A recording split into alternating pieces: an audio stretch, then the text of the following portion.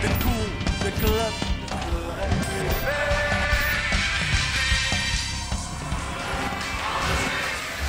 VVV bereidt zich voor op een dubbel speelweekend. Maandag wachten de beloften van PSV, maar eerst komen morgen de superboeren van de Graafschap naar de Koel. Straks een voorbeschouwing, verder de nieuwste aanwinst Zelalem. Maar nu eerst terug naar vorige week.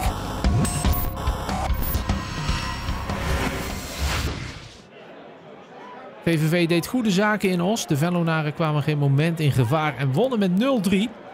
De koploper nam meteen het initiatief in de wedstrijd. Dat resulteerde na een aantal succesvolle reddingen van FC Os-doelman Ronald Koeman toch in een voorsprong voor de Venlonaren na een fout bij het uitverdedigen. Joey Slegers profiteerde daarvan optimaal en scoorde na een klein half uur spelen de 0-1. In de tweede helft was het wederom een fout van de thuisploeg. Die leidde tot een grotere voorsprong van VVV. Invaller Vito van Krooij was verantwoordelijk voor de 0-2.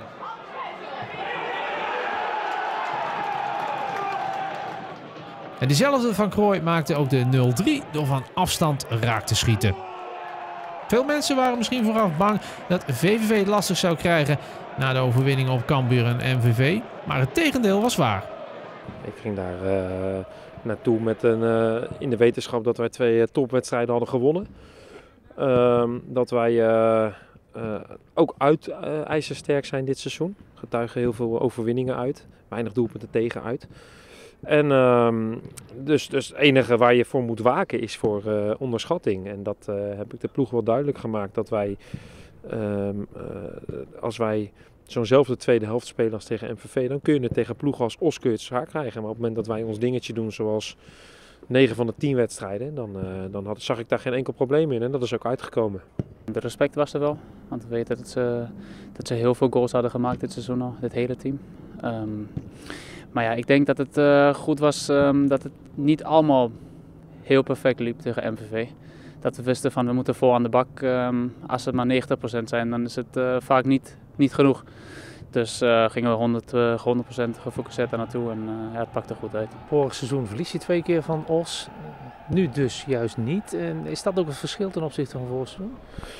Ja, daar lijkt het op. Alleen dat moet natuurlijk aan het einde van de rit blijken. Maar wij zijn nu een stuk stabieler. De situatie is ook anders nu. Vorig jaar stonden we veel punten op Sparta achter en moesten we heel vaak heel veel risico nemen. Nou, nu hoeft dat niet. En betekent ook dat je geduld kunt hebben om wedstrijden uiteindelijk te beslissen.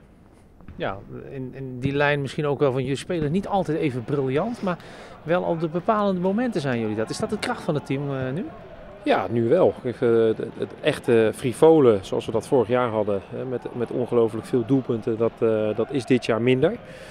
Heeft ook mee te maken met de ploegen waar we tegen spelen. Als je ziet hoe verdedigend alle ploegen hier spelen, die komen hier puur om niet te verliezen. En spelen ook in thuiswedstrijden om niet te verliezen. Nou, dat maakt het soms heel lastig. De ruimtes zijn heel klein om te voetballen. En dat is ook wel een wezenlijk verschil met vorig jaar. VVV verstevigde hun koppositie door de winst. Naast de concurrent MVV morste punten door een late gelijkmaker van NAC. Nummer 2 Jong Ajax heeft 4 punten achterstand op de Venlonaren.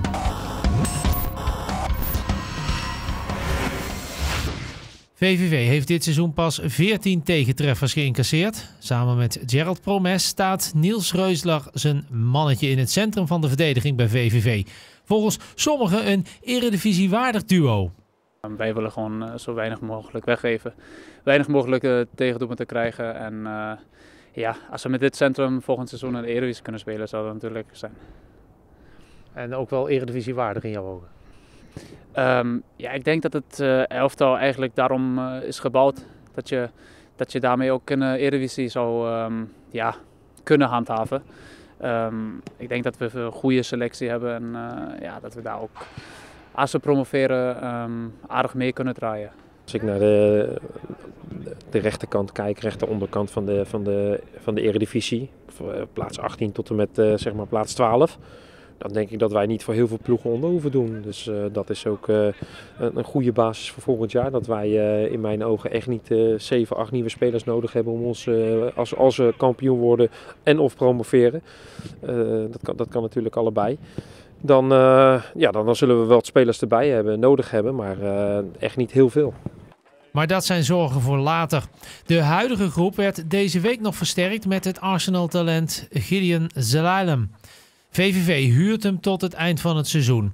De 20-jarige Zelalem kwam al voor de Londenaren uit in de FA Cup en Champions League. Vorig seizoen speelde hij op huurbasis voor Rangers FC. De keuze voor VVV is voor hem duidelijk. Because they play attractive football, you know, with me is I have to be on a team that is has the ball a lot, so I can show my qualities. You know, if I went to maybe higher division but not so good in the league, you know, I wouldn't get the ball as much and I wouldn't be influenced in the game as much. So I saw as VVV a very good opportunity to get on the ball, create, and you know, just be like a playmaker. Stijn liet vorige week al weten dat Zelalem zal moeten strijden voor een plek in de basis, net als iedere andere speler. Manager voetbal Stan Valks benadrukte deze week nog eens dat er wat spelen betreft geen garanties zijn afgegeven aan Arsenal. De trainer bepaalt de opstelling samen met zijn staf en wij maken met geen enkele club afspraken dat spelers moeten spelen. Dat is een zijstraatje, maar dat was ook de reden dat Abel Tamata niet voor VVV getekend heeft. Want die wilde eigenlijk een soort garantie op speelminuut en dat kunnen wij hem niet geven. En dat geldt ook voor deze jongen van Arsenal. En ja, natuurlijk hebben we dat ook aan de spelers, onze eigen spelers, laten weten dat het elftal staat. En nogmaals, de trainer beslist altijd wie er gaan spelen. I have to see. I have to train hard every day so I can show the manager that I'm ready to play, start in the game, and when I get an opportunity on the pitch, I have to show him what I can do and that I'm better than the other players. So it's all competition. It's good competition, and you know, I'm sure it'll push on the other players as well.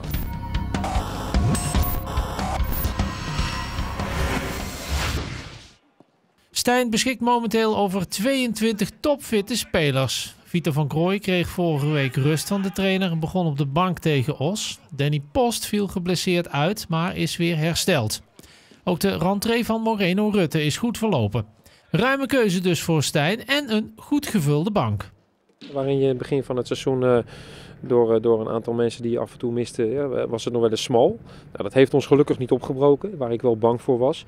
Nou, nu zie je met een linksback erbij en met een middenvelder erbij en iedereen fit is, ja, dan heb je gewoon ook een ijzersterke bank. Dus ik heb altijd gezegd dat zo het einde van de rit met name de bank bepaalt dan hoe ver je komt. Nou, en in dit geval ben ik daar uitermate tevreden over. Tegenstander van morgen, de Graafschap, is inmiddels afgezakt naar de 18e plaats. De Superboeren verloren, ondanks de komst van een nieuwe trainer, na de winterstop alle competitieduels. Ze wachten al ruim 9 maanden op een competitiezege op vreemde bodem. De fans in Doetinchem verwachten snel een ommekeer, misschien wel morgen in Venlo. Ze hebben het heel zwaar. Een nieuwe trainer voor de groep, waarin ze hadden gehoopt dat dat dan beter zou gaan. Ja, dat blijkt nog... dat blijkt nog niet te lukken. Alhoewel ik ervan overtuigd ben dat en met de trainer die zij hebben, wat een uitstekende coach is, maar ook met het spelersmateriaal, dat zij duidelijk veel te laag staan waar ze nu staan. En als je individueel naar de spelers kijkt, hebben ze allemaal prima spelers. Alleen, dat zit er nog niet in als team. En ik hoop dat ze dat vanaf zaterdag voor elkaar hebben. Ik kijk met name naar mijn eigen ploeg en ik zie dat wij heel goed in vorm zijn, heel veel zelfvertrouwen hebben, heel stabiel zijn. Maar goed, ondanks dat de Graafschap op dit moment 18e staat, had ik ze van tevoren ingeschat als kandidaat voor de titel. Zeker gezien het spelerspotentieel wat ze hebben. Dus daar moeten we wel waakzaam voor zijn. Ze hebben heel aardige spelers, goed materiaal zeg maar, om te werken. Het kan op een bepaald moment kan het omslaan. En, ze kunnen ook een serie pakken. Dus wij moeten gewoon ervoor zorgen dat we morgen gewoon alles aan doen om het nog minimaal een week uit te stellen. Reusler heeft goede herinneringen aan de laatste ontmoeting met de Graafschap. Eerder dit seizoen maakte hij in Doetinchem de openingstreffer. En wat voor een! Gok je weer op zo'n kansje? Ja, als verdediger normaal gesproken niet. Het was natuurlijk een goal die je misschien 1 of 2 keer in je carrière maakt. Als verdediger scoor je sowieso niet zoveel, maar als die bal er komt, dan ga ik er zeker voor.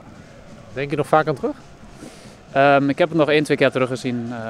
Het kwam nog een keer voorbij. Hier in die Longses draaien die doelpunten altijd. Daar zie je het af en toe. Maar voor de rest eigenlijk niet. Na de Graafschap wacht maandag in Eindhoven Jong PSV. Een dubbel speelweekend betekent een drukkere voorbereiding voor Stijn en zijn mannen. Dat betekent dat we Ja, nu 3 keer getraind hebben, morgenavond spelen, zaterdagochtend trainen, zondagmiddag trainen, maandag spelen. En dan dinsdag, woensdag, donderdag trainen en dan vrijdag spelen. Dus dat is een heel druk programma. En die vullen we in met heel duidelijk trainen naar de speelwijze, met videobeelden. Enkele keer geef je een iets aangepaste training, dus daar komen we wel uit. Hoeveel punten voorsprong hebben jullie na maandagavond? Nou, weet ik niet. Ik ga eerst morgen die wedstrijd doen en daarna zaterdag ga ik me richten op Jong PSV. Ja, ik hoop dat we de 2 wedstrijden goed afsluiten en dat we misschien 1 of 2 punten erbij kunnen hebben. Als voorsprong, zeg maar. Maar ja, daar gaan we eigenlijk niet naar kijken, zeg maar. We moeten gewoon ervoor zorgen dat we zelf de wedstrijden winnen. En dan gaat het wel vanzelf. Eerder dit seizoen verraste VVV al in een kolkende Vijverberg. Het werd 0-2 met die prachtige halve omhaal van Reuseler. En daarna verdubbelde Joey Slegers de marge. Volgende week is VVV TV er trouwens iets later. Wel op donderdag, zelfde zender, maar pas vanaf 8 uur.